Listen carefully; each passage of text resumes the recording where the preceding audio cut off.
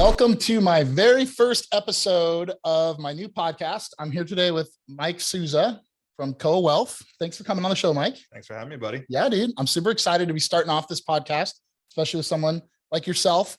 I want to give a little bit of background on why I'm doing this because, this is a first episode, but we are now going to be moving into a podcast segment where I'm going to be interviewing influential people in our community. Most of these guys are guys I've known for a while, different industries. The goal for me is to provide informational, educational tips and tricks on a myriad of topics to people, that follow me, that know me in my sphere. The goal is to really just, have some fun, have a good time and just, again, educate the community on different topics. I'm going to be bringing on different industry leaders that are experts in their craft. Here today with Mike. He is in the financial wealth management sector. And, we've been friends now. How long, Mike? About 6 months? Yeah, about 6 months now. So, yeah, we met and kind of hit it off right out of the gate. I feel like we're very similar creatures. My brother from another mother. That's right. Yep. Both got large families, beautiful wives. Our families mesh well. In fact, we've already taken a vacation together, which was a lot of fun. Absolutely. Havasu. That was a good time. So yeah, if you don't mind, Mike, can you give me just a quick kind of overview, a little background on yourself and, what you do for a living? Yeah, absolutely. So I'm the CEO, founder, and lead advisor at Co Wealth Management. Our office is out of Carmel Valley here in local San Diego, and started the firm 4 years ago. But previous to that, when I moved out to San Diego toward the end of 2002, I started in the wealth management training program at UBS. I was stationed out of La Jolla office there. And, was a top performer in the training program, became one of the youngest sales managers here in San Diego for the firm at 27. And, spent about 5.5 years there. And while I was there, partnered with another advisor who became a very good personal friend. And we transitioned our business to Morgan Stanley, where we were there for about 10.5 years in private wealth. And then eventually I decided to break out and start my own firm. Really for the main focus of what we do today, which is helping families kind of manage through the difficulties and the questions and issues that they have around trying to build permanent wealth and really trying to build multi-generational wealth. So it's a lot of what we do, a lot of what we focus on, and one of the main reasons why people come and work with us. Well, I mean, I met lots of financial planners in what I do, day in and day out. And obviously we're in similar, fields. We deal with people and finance and money and, helping them make decisions on how they're going to improve their lifestyle. And I got to say, you're definitely that top tier of financial wealth advisors. I mean, I've interacted with, hundreds of them in my career. I've been doing this 20 years. And it was very apparent to me when we first met, went out to breakfast that morning. You know what you're doing and you're actually starting to help me out with some of my stuff, which is cool. I appreciate all you're doing for me and my family. Absolutely. So, well, let's get into a couple details here. So, there's lots of strategies out there. There's lots of different ways to kind of tiptoe into managing someone's, financials and helping them create a plan. What are some of the strategies or tips that you like to start out with when you're first introducing to a new family? That's a great question. I think about, I like to use analogies with clients, right? I find that if you can kind of paint them a picture, it helps to demystify the financial world and break things down to simpler terms that people can relate to. So whether it's, I want to use a sports analogy of kind of learning how to block and tackle, right? Like in football, the basics, or like a house. If anyone's ever, built something, you want to start with the foundation first and then kind of put up the walls, the roof, and then, the furniture and all the rest of it. So I think, again, speaking to people in a language that they can understand, kind of unjargoning the financial world, I think is very important. It can be complicated. People get kind of caught up in all the details. You got to just keep it simple. They do. And at the end of the day, it's about building trust, right? And building trust means that both parties have to be on the same page. I'm 20 years in the business at this point. People expect me to be competent, so I don't spend a lot of time trying to show them how smart I am. I'm kind of past that point in my career, maybe at 23. It comes across real well that you know what you're talking about. But I really just want to break it down, keep it simple. So what we always do is we say, look, everyone always asks us about the investing side of the ledger. And I get it. It's sexy and interesting and everyone wants to make money. That's how we're compensated. And that makes sense. However, what we always try to remind people is the investments are a means to an end, right? What you really want to understand is where are you trying to go and in what kind of time frame. So we really kind of back the truck up and start at the beginning, right? The foundational piece of everything we do with our families and our clients is starting with financial planning. And that's a very general term, but what it focuses on are all the areas that are a part of a family's life, right? Because it's about protecting your wealth. It's about growing your wealth. It's about transferring your wealth. It's about understanding how to use debt properly and appropriately, understanding insurance, estate planning, taxation. So there's all these different pieces that need to tie together that really help optimize a family's financial situation. So for us, we start with the planning. We break down each one of those areas. And we focus on sometimes very simple things that people forget to do. Budgeting is a classic one, right? Most people, 90% of people we run into, we ask them, hey, do you know how much you spend every month? And they give us the blank stare like, I have no idea. People just fly by the seat of their pants. You know, they're like, well, I make good money. All my bills get paid. I'm fine. And I'm like, fair, understand that approach. And then I tell them my own anecdotal story years ago. You know, I was working, wife was working, we had lots of income coming in and again, the bills were getting paid every month, but I had a sense that we weren't probably saving as much as we could or we should, but I didn't have any data to support that. It was just kind of a feeling. Right. So actually during the holiday season, I went back to Jan 1, right, and reconciled all the bank statements and credit cards, put it all in an Excel, and actually found out that we were spending roughly $1,000 more every month than what we were bringing in. Wow. But I couldn't see it because of the cash flows coming in and out, the numbers and all the rest of it. And so just by focusing and being aware of that, the following year, we went from a deficit of $1,000 a month to a surplus of $7,000 a month, right? An $8,000 delta. That's huge. And so, and it wasn't huge, massive changes. It's not like we went from, you know, eating out at steak dinners every night to staying home eating tuna fish sandwiches. It wasn't anything like that, but it was just being more aware and being more cognizant of here are the choices we're going to make. Yes. And again, just tracking that throughout the year. So I tell every client, you know, whether you're making 100,000 or $1 million a year, it's something that, you know, we want to come up with a budgeting strategy, either intricate or simple, but you really need to know where your money is going first before you can figure out what's realistic to say, I can save, or I can do this, or I can execute on that. So again, starting with the basics, building that foundation, and then, you know, adding to it over time. I love the budget analogy because I mean, you know, in my world doing mortgages, you know, we're looking at debt to income ratio. We're looking at how much money you make, how much money is on your credit cards and all those other expenses that you have on a monthly basis. So we kind of are doing a very high level budget for people. But what you're talking about, where you go very granular and being able to, you know, it's cool with technology today. You can go into any of your credit cards, or you can go to even your Amazon account and see where you're spending on Amazon, and you can drill it down and drop it into a spreadsheet and really study the math.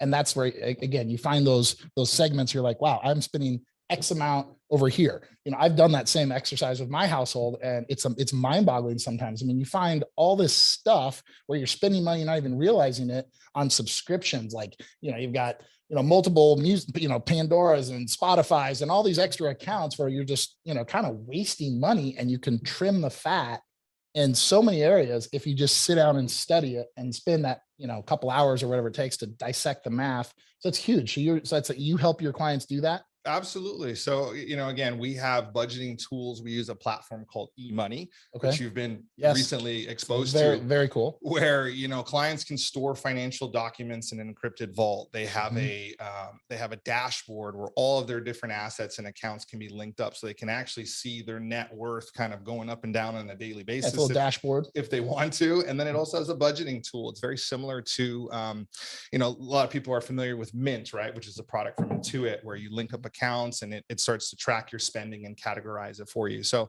again, it's, you know, as people are responsible for their own success, right? Success is a choice. It's not an accident. In any part of your life, whether it's your career, your finances, your relationship with your spouse, your children, right? It's the choices you make every day accumulate into something good or something less than optimal. And so we just tell people, look, I mean, we want to help people get focused. We want to help people get accountable, right? Your results are going to be exactly what you put into the process. I love it. I love it. you and I were having a conversation. I think you might have started it when we were out in Havasu about strategies like Roth IRAs, right? And a lot of people don't necessarily understand them. They've heard the term, maybe they have one, kind of hands off, don't do a lot with it, but it's an excellent tool that a lot of people either, again, maybe utilizing. But let's talk a little bit about Roth IRAs and some of the strategies that you guys like to implement with your clients. Yeah, we're huge believers in it. Probably about 12 years ago, I read a book by a gentleman called Ed Slott, and he's kind of an IRA expert within our industry. And he really spent a lot of time within the book focusing on Roth IRAs, how they can be utilized, and how the compounding of assets in those accounts can really help families, again, build permanent multi-generational wealth. What people forget is, if they have $1 in an IRA, it's not really $1. Right? You're going to have to pay income tax on that at some point, right? So it might be 70 cents, 60 cents, depends on what your tax bracket is, but $1 is not $1. In a Roth IRA, $1 is $1. When you eventually make those withdrawals to use that capital, you do not pay tax on it. And in the meantime, every year, those dividends, interest, capital gains accrue and compound. They're doing so on a tax-free or frictionless basis, right? So we always look at, how can we help our clients get capital into those accounts? Now, the difficulty is there's a lot of rules and restrictions around funding them. So if you're a high net worth individual, you cannot contribute directly to a Roth IRA. You are phased out from an income standpoint. Right. So the other strategies we look at are, number one, most employers offer a 401k and they will have a Roth option. So what we'll do is we'll run the math of saying, okay, if you were to do a pre-tax option with this amount of contribution versus a Roth option, you'll take a tax deduction on a traditional IRA now, right? But you'll have to pay tax potentially on a much bigger number that accumulates later. Or do we want to pay the tax as we go now, let that money grow and compound into a big number and be tax-free? So we show clients the math, right? Like I'm an engineering accounting type brain. Like you can tell me the concept works, but I'm like, great, show me the evidence. Show me the math. Show me the math. Math doesn't lie. Right? Don't give me the answer. I want to see your work. Exactly. So we run the math for them. We put it in front and say, here's what we're suggesting and here's why, right? And so once they see the data, they're like, cool. So a lot of times we're switching clients now and suggesting that they make contributions to a Roth 401k. I'm even doing it myself. My whole career up to this point, I'd always done fully tax deductible contributions to a traditional 401k until January of this year. I'm guilty of that. And the reason is I was like, hey, I've got, high income, I need the tax deduction. And so I've been doing it, and that makes sense. However, when I started looking at it again over the holidays this past year, I looked at what was in my 401k and I said, all right, let's say I take that capital and I compound it at 7%, which is not a crazy return over the next 30 years. I'm 43. By the time I hit 72, I'll have required minimum distributions. That capital can double 3 more times. And so I looked at that number and said, wow, well, if that number does double 3 more times, I'm going to have this very large number in a 401k, and I'm going to have massive RMDs that I'm taking every year, which are pretty much going to put me in the top federal bracket before I do anything else. Right. So I looked at that and said, okay, well, I've already accrued what's going to be a pretty large tax liability here. I want to now start building up this Roth side of the bucket. Right. So I've switched some. Yeah, so I've already done the pre-tax for years. Now I'm going to focus on the Roth.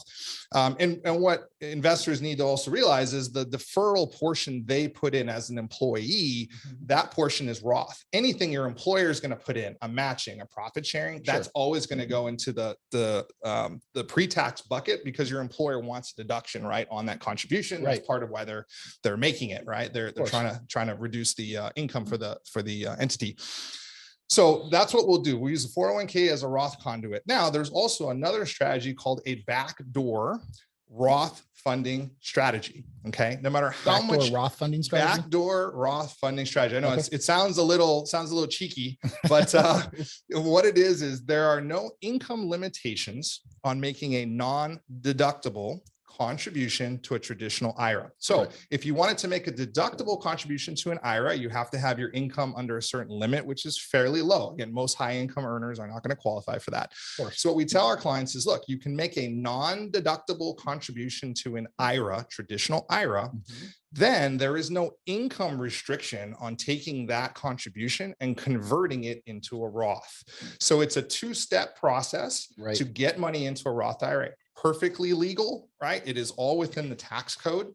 And if you're making a non-deductible contribution to the IRA and then converting it to the Roth, there's no tax on the conversion. Why? Because you didn't take, you're using post-tax dollars to make that contribution. Correct. And then when you make the conversion, there's no taxable event. So you'll get a 1099-R, right, on that distribution. You'll get a 5498, which basically says, hey, my Roth received the money. The IRS gets all of that information.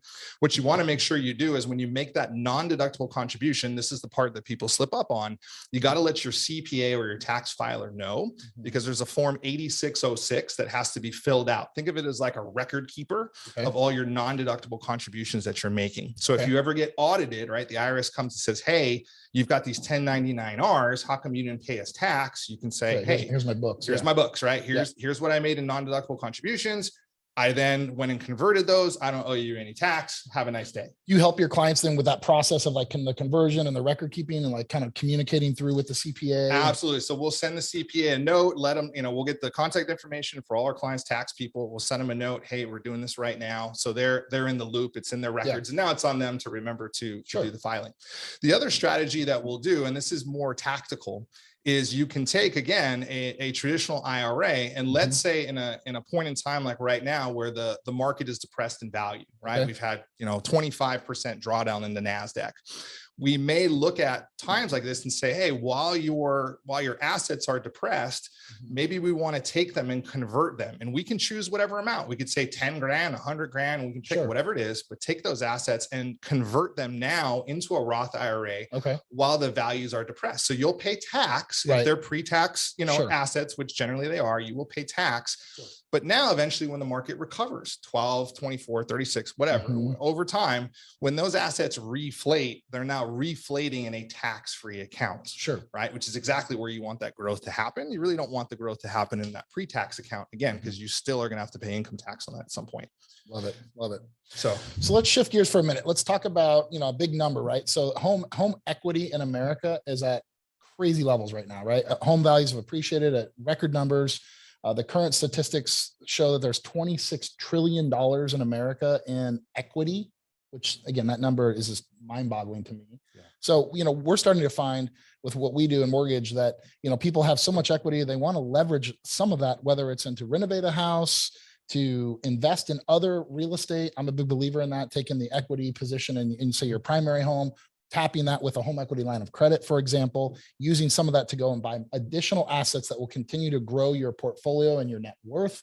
Do you guys, obviously, a financial advisor, I would assume doesn't appreciate when you've got your portfolio and your client calls you and says, hey, I want to take 500,000 or 300,000 out of my investments and go buy real estate. So if you can double down on the equity in your home by using a line of credit and maybe going and applying that into other real estate endeavors, other properties, what have you, is that a strategy that you work with your clients on? Or, I guess my question is, what suggestions would you have for people that have a ton of equity in their house today to tap it and maybe even put it into other investment vehicles? Yeah. So great question. So it's interesting, personally, I bought a home in October of 2020. As soon as I was, able to put a HELOC, a home equity line of credit on it, I went through the process and got that approved.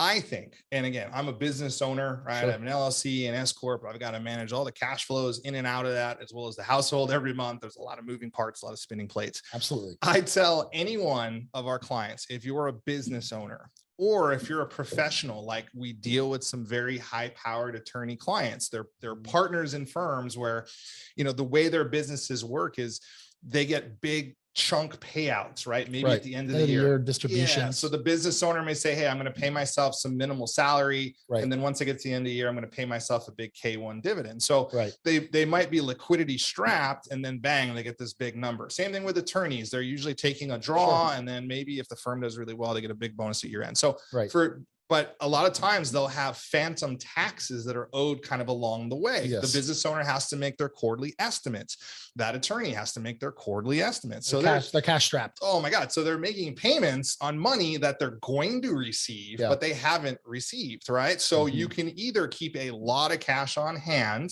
That's one strategy. Or the other is to say, look, I want my money invested. I want my money working for me. I want to utilize credit lines, right, as a way to kind of bridge that liquidity. Sure. And knowing that I'm going to get that capital within a reasonable period of time. So I'm not paying, a ton of interest and I'm able to pay it off. So I think credit lines at a minimum, right? So as a foundational tool are a great way to give you access to liquidity. Absolutely. And even a client who says, I'm not an attorney that has a cash flow issue or a business owner, I tell them, you know what, why not put a HELOC on your house? Have it there, safety net. It costs nothing to set it up, right? And for most institutions, if you cancel it within the first 3 years, pay like $300. You'll pay a $500 fee to cover the appraisal that was done. Right. That's it, big right? Deal. But you've now got this line of credit. You can choose to draw on it whenever you want to. Right. If you draw on it, the payback terms are highly flexible. Generally, you just have to service the interest every month. Right. You can pay back the principal whenever you want to. So it gives you a lot of options. And the biggest thing you always want is access to liquidity, because things happen in life sometimes unexpectedly. And what you don't want to be doing is using expensive sources of credit, like a credit card. You don't use credit cards to pay your bills or whatever, try and survive. And having that cheap line of credit, quick access, it's like a checking account. It's so much better. Credit card at 21% API or my HELOC at 4. Right. It's just no math. brainer. Just math, right? Yeah. Simple. I don't gotta be a genius to figure that one out. So the takeaway here is, what you buy a house, right? You have the equity. A lot of people have a ton of equity, is to put a line of credit, even if you don't need it, just to have that safety net, have it as a reserve tank, so that you have it to tap into if you need it for, like you said, cash flow issues. Or even just bridging yourself. So a lot of times what people run into is, again, especially if you're a younger couple, I've bought a home, I've accrued equity. Now I want to move up and I want to buy a bigger home. Well, the problem is to kind of facilitate that transaction. Where's the down payment money going to come from? Right. Exactly. So am I going to sell my house and then rent for a period of time and then buy the other? I mean, it's a logistical kind of nightmare. And so what we'll tell clients is fine, take a HELOC out, right?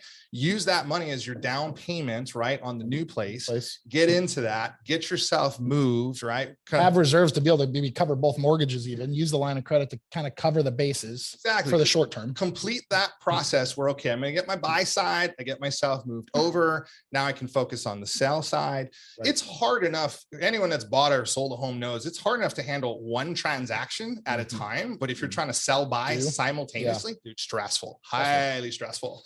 I just did that again 18 months ago. And I mean, we threaded the needle where we got, the house sold like 48 hours before the buy went through. The concurrent close, it's a nightmare. It worked out, but I was like, never again. I'm not doing this again. So, so there, again, use that tool, right, to help you with transitions like that. So I'm a big believer. Debt, when used appropriately, is a wonderful and useful tool. Debt, when it's used inappropriately, where you get yourself over levered in a situation and you can't service payments and you're handing back keys, that's a problem. Yeah, robbing Peter to pay Paul, or shifting money from your left pocket to your right pocket in a bad environment, covering debt with debt. That's a no-win situation. Drawing on my HELOC so I can go take that killer Vegas vacation, or to go buy that Ferrari, which is the depreciating asset, or whatever. Jet skis, whatever. Yeah, those are not great decisions, So again, it's every situation is different, right? Nothing is 100%, the same. But for the people, and again, as a philosophy, my father's 77. He has a mortgage on his house, not a huge one, but a decent one. And I look at it as, my father has always been of the mindset of, I don't like debt, right? I'm like debt phobic. It's definitely the way of that generation. Yeah. And pay off your house, be debt free. Yeah. My dad grew up, with not a lot. My mom grew up on welfare, more or less. So I understand where they come from. However, I tell my dad, I say, look, the amount of debt that you carry versus your overall balance sheet, you're 7% levered. Yeah, you're going to be okay. You're going to be fine. Like, you can service that payment. And he's borrowing capital at 2.75%. He's getting a deduction on the interest, which means his effective rate of borrow or carry is around 2. Right. So if we can't take that amount of money and invest it somewhere else, real estate, stocks, whatever, you pick them. If we can't net better than a 2% after-tax return, I need to go get another job. Absolutely. Right. I need to sell my firm, be like, peace out. I'm not very good at this. I'll do something else. So, and that's the fact of the matter. So leverage is okay if used appropriately. And so my father, right, through kind of talking and education is saying, hey, I don't need to have the house paid off by the time I pass away. If there's still a loan on it, guess what? That's Mike's problem. He'll deal with it. Sell the house, pay off the mortgage. Yeah. Whatever. You know what I mean? So, but utilizing leverage appropriately to increase your returns, to build your net worth faster. And that's where, again, partnering with a mortgage advisor who is going to look at your situation and say, hey, this is appropriate for you to take out this kind of loan. The people that I refer business to, like you, Nick, and other lenders in my network, are the people that I trust, or the people that say no. Right? Someone comes to you, look at your situation and say, I hear what your idea is, but I'm going to tell you why you shouldn't do this. Here are all the things that can go wrong that maybe you haven't quite thought through, you know, as fully as you should.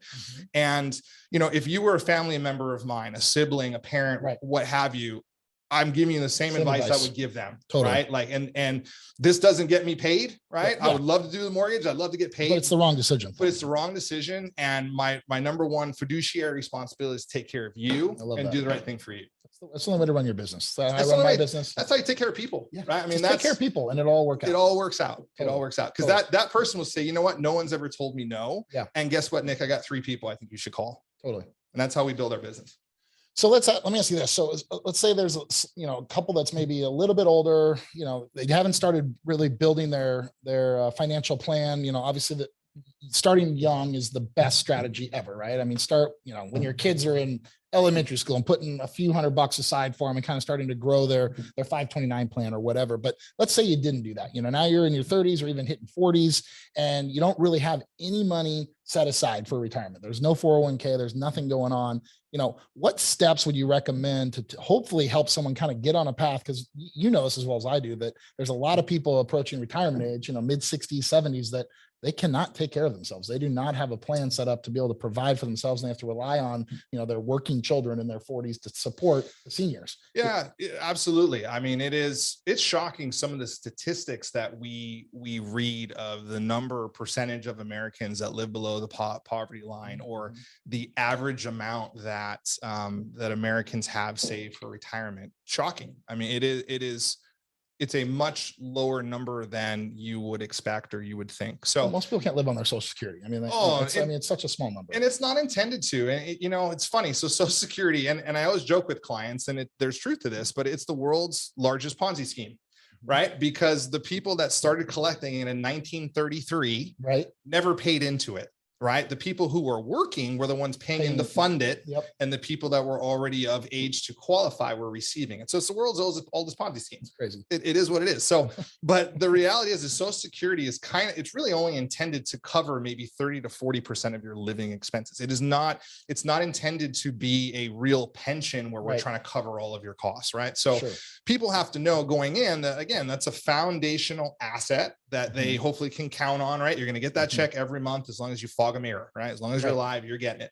And so what we always tell clients is Social Security, a lot of people, when they come to us initially, their thought is, well, I want to take that as soon as possible because I want to start collecting on all that money I've been paying in for the last 40, 50 years, whatever, right, of working. And we say, I get that. That makes logical sense. However, how we want you to now think about Social Security is not how much can I collect before I die, but how high can I get my payment in the event I live too long? What are you gonna do if you live to 100? People are like, there's just no way, Mike. There's just no way. I'm like, well, let me drop some knowledge on you. Fastest growing part of the populace are people turning 100 as a percentage within the country. So, I mean, look at all the look how fast we whipped COVID. Right. I mean, the technological advances, other than your brain, they haven't quite figured that one out. I mean, if your brain goes, well, good luck. But anything, organs, physical, bones, whatever. I mean, it's like going into the auto shop and getting a new set of tires. I mean, they'll just keep you running, whether you want to or not. They can keep you alive longer than you will think. And that life expectancy will continue to go up. So we think about Social Security as just longevity insurance, right? Don't think about, if I die at 70, well, guess what? You're dead. So don't worry about anything anyway. At that point, you don't have no financial responsibilities. But what if I live to 100 or 105 or 110? Not statistically, it's not a high probability. But if you do, you want to make sure that, hey, I'm going to get that check coming in every month. So we'll tell people, if you can wait till full Social Security age, which for most people is 67, do it. If you can wait till 70, which is really where you max out, definitely do that. Because the other thing you have to think about is this. In a lot of households, there are 2 spouses. One is a high income earner, could be the male or female. and the other one generally makes less money. Sure. Well, when one of them passes, and it doesn't matter either one, their surviving spouse gets to keep the higher of the two Social Security payments, right? So if the higher income earning spouse waits till 70 and they've maxed out whatever that payment is, right? If they die and they leave their lower earning spouse to survive them, that lower earning spouse is going to get that higher payment. At least they'll keep that. They might lose their smaller Social Security, but at least they'll keep the bigger payment. So again, it's not only about protecting your longevity, but also if you're married, your spouses, right? And you and I, we have wives that do a wonderful job of taking care of the home front, but they're not the primary income earners in our household. So I want to make sure, and they're younger than us, right? They're probably going to live longer than us. I want to make sure when I kick the bucket that money's going to be there for her and she'll be well taken care of. Awesome. It's awesome. Let's do a pivot to maybe life insurance for a minute, right? I mean, that's something you actually helped me out with. I've got a ton of life insurance, made some choices about a decade ago that may or may not have been the right choices. And you're kind of helping me through that, navigating that process. What advice could you give around, what type of life insurance? I mean, some people say use life insurance as an investment vehicle. I was guilty of that and signed up for a very aggressive plan. There's the term insurance, obviously every person's needs are different. Right. And there's some people that one strategy is going to be better than the other, but let's talk about life insurance for a second. What's your opinion on, when you should get life insurance, best utilization of how to put a plan together? Yeah, absolutely. So I'm licensed to sell anything and everything under the sun. I mean, I can sell any kind of insurance any person would ever want to buy in terms of life insurance. So I'm not limited by product or anything. What I always tell clients is this, and again, I like to kind of, I like to have some levity in these conversations. I tell them, look, I look at the Forbes 400 every year.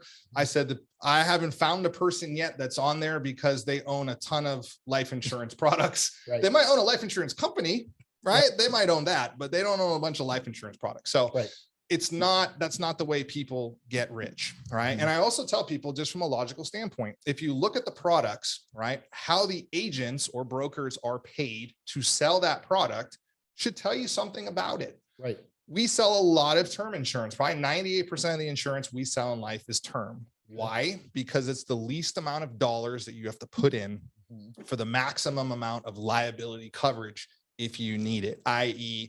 I die before I was expecting to die, and I need this amount of money to replace income that I'm no longer here to earn, or to pay off debts, right, that are there for the survivors, my spouse or children or whoever, right, that I want to provide for. So getting that maximum amount of leverage, smallest dollars in for the biggest amount of benefit on the back end, I can pick the amount of time I want to cover that. Is it 15, 20, 30, 35 years, right? Generally term can be written out to about age 80. So you can have it to you're fairly old. Okay. But the idea is we think about it as liability protection. I'd rather take the dollars, right, the excess dollars that I could have put into a whole life policy, a universal life policy, a variable universal life policy, that excess money that sits in an investment bucket of an insurance product that's highly feed, right, is very restrictive to get out of the policy. They always tell you about, easy to get the money in, but it's like Roach Motels. It's hard to get the money out. They don't tell you so much that analogy. Part. Yeah, they just are, right?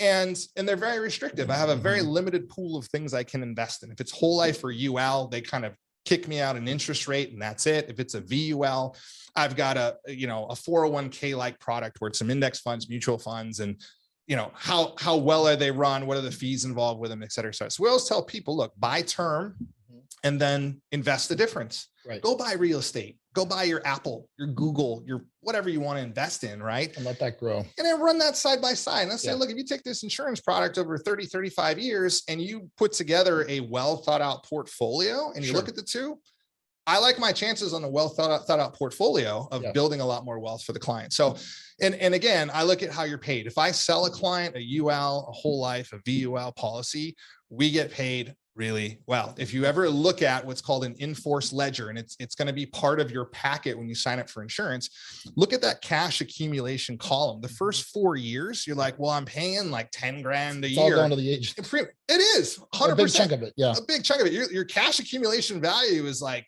it's like a cancer patient. I mean, it's Right. hardly anything there. And the reason is they paid a huge commission to the agent. Sure. The insurance company is going to recoup that the first 3-4 years of cash you're kicking in. Then after that point, once that's recouped, then that cash will start to sit in the bucket and will start to accrue. So again, we will sell permanent life insurance when it's appropriate. We use it a lot of times for estate planning. So if a client has an estate that's going to be large enough that estate taxes are due, then we need to have a policy that will need to survive maybe longer than term, right? So if the client lives past 80, we got to have something that's going to kick out a liquid cash death benefit that will be income tax free.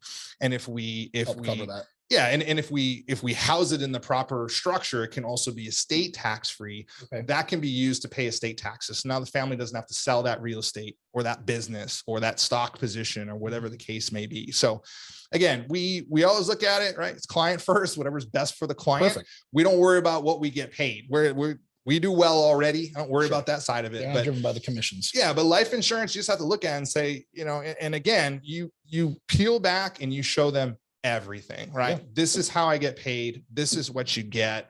This is why I'm suggesting it, right? And if someone still doesn't want to take your advice, they want to do the other, then fine. Then I'll find you the best permanent product I possibly can and make sure it's going to do the best it can for you. But it's, again, 98% of the time, like term insurance gets you done. Sure. And we use a simple equation, maybe oversimplified. We'll say, look, let's take all the debts that need to be extinguished. Right. Usually 5 years of gross income. And that's roughly kind of the number that you're kind of looking for. You can have less if you have more assets accumulated and you want to lean on that. You can have more if it just feels better to have more, right? What I always joke though is I'm like, don't have too much, because when you have that argument with the spouse, then I'd be like, look, you're worth more dead than alive to me. So, we're gonna figure out an exit strategy early. Be careful. Too much is dangerous. Totally. Yeah. All right, last question I got here. So, a lot of people that come to me, they don't necessarily have a living trust set up, and that's, for me, that's huge. It's a great protector when you buy real estate to be able to put that property into a living trust. Let's talk a little bit about setting up a trust. People should have a will, of course. When you do pass, you want to make sure you've got that structure in place. So, what happens with your estate? Do you help your clients through that process? What does that look like? Absolutely. So we are not an estate attorney firm. So we will not draft documents and we will not create the trust for you, but we know what types of estate planning tools are out there and what should be utilized. So a lot of times we'll start with a client and say, hey, here's the setup that you're going to need. We'll explain why. And then we'll either talk with their current estate planning attorney if they already have one. A lot of times they don't. We'll get them introduced again to someone vetted in our network. Perfect. That's a good personality fit, is reasonable on fees, all the rest of it. And we'll have them design that program. One of the things that people have to understand is every state is different. Every state has different estate tax and probate rules. Sure. California is a state where probate is expensive, probate can be long, and it really behooves you, if you have assets of any import, to have a trust. Right. So just a real simple differences. If I have a will, my assets are public, right? It's going to go through a probate process. Anybody and their uncle can see what I own. If that doesn't bother you, no big deal. But a lot of people like privacy. Their neighbor doesn't want them to know, I've owned this house or these stocks or whatever. The second part of it is you've got to pay all the court fees. You've got to pay all the attorney fees, and you have to go through the process of probate, which post-COVID is now taking longer because it's harder to get into court, right? So if you have you have beneficiaries, children, et cetera, that need money, need bills to be paid, et cetera, that could put a little kink in it. When you have a trust, it bypasses the probate process. It keeps your assets private. Nobody gets to peep on them other than the executor, successor trustees, or beneficiaries. No one has to know what else is in there other than those folks. Right. And it because it lays out what's going to happen, it makes the process much quicker to get the assets where they need to go. On top of that, it's a much less expensive process, right? If you have a big estate, it could cost you 50, 100 grand to probate it. If you go through one of our estate planning attorneys, $2,500 to get the whole thing drawn up. It's the classic, ounce of prevention worth pound of cure. Right. So, and the last thing is, a trust typically is not about you. again, you're dead. You're dead. You're dead. You're Not gone. gonna matter. You're like, good luck. Right. But it's about the people or the entities, right? Some people don't have children. They want to give the money to charities or whatever the case may be. But it's Sure. about who you want it to benefit. Do you want to make that process easier, or do you want to make it really difficult on them? The final thing I'll discuss around that is, and here's the thing I bring up very regularly with our clients. A lot of times families, when they're setting up this trust, Sure. will want to have people they trust, whether it's siblings or good family friends, act in the role of an executor or act in the role of successor trustees. And that makes sense. It's perfectly logical. These are high trust relationships. You know, they're going to do what's in the best interest of whoever it is they're managing these assets for, et cetera. But it's a huge burden that a lot of times those friends, those family members don't know what they're signing up for. Totally. So a lot of times what we'll do is we'll say, hey, we'll get together, again, our client with whoever the executor is going to be, right? We say, hey, let's have a call or let's have a meeting. Have a meeting on this. Let's walk the executor through what you have and what they're going to have to do, so they understand all the little pieces that they're going to have to go through. It's intricate. And then the executor can say, wow, like, I got a family and I got a full-time job and I live all the way across the country. And like, I'm overwhelmed just having this conversation. Totally. And we'll say, we get it. Here's another alternative. We have professional fiduciaries, right? People that you can write into your trust that when you pass away, it then triggers them to now go into action as your executor. These are people that only do this for a living, right? They know how the whole process works. They will take care of filing the final income tax return, estate return, getting appraisals on all the assets, liquidating any assets. Like if you need to sell homes or whatever as part of your instruction. I mean, they will take care of everything and get everything lined up for the beneficiaries of whatever that money is supposed to go. And a lot of people don't realize that, don't think about it. So I'm dealing with 2 estate cases right now where there are family members acting as executors, and I'm holding their hand through the process and I am helping them, and they're hugely thankful for it. But I can hear the trepidation in their voice when I talk on the phone. They're like, oh my God, when is this going to end? Right? When can this be over? So again, it's a lot of work. A lot of our job, a lot of what we do is, tell you the truth, but also let you know what's coming before you get there. Right? So you can make competent decisions. Both parties know what's going on. Great. Move forward. Have at it. Dude, I love it. This has been awesome, dude. Like you're such like your mind, the way you think and process. Like I appreciate you very much. I've enjoyed chatting for however long it's been, 30, 45 minutes. This has been fun, dude. All day. Let's just quit our jobs and do this. This is way more fun. Dude, this is awesome, right? Good little studio here. We're having fun. I think you're coming in a couple of days to hang out with the kids. We're gonna have a fun day with the father sons, and who knows, maybe we'll flip the camera on and have some fun with the kids. But appreciate you very much. We'll have your information, for people to be able to contact you. If for the viewers that have watched and listened in on the segment, we'll make sure they know how to get in touch with you if they have follow-up questions and whatnot. But just can't thank you enough, and look forward to continuing to work with you, Mike. Thanks, buddy. Appreciate you. Thank you. See you.